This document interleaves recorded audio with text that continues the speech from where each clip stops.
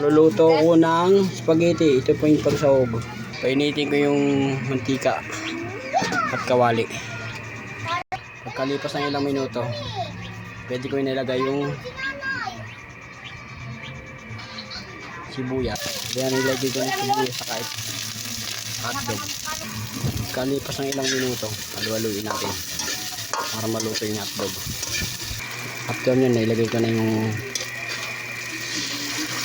ketchup, yung palasa. Yan po, haluin natin para kumano siya.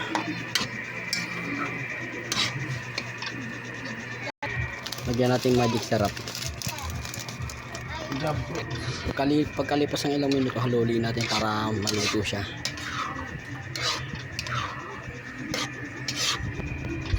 Lagyan natin ng asukal para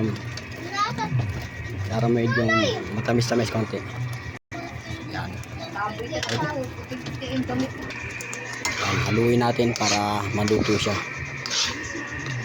Yan. Kaya tikman nyo na po yung spaghetti ko. Magpa-practice lang po magluto. Thank you. Yan po, nailagaw na yung pasta. Yung pasta niya.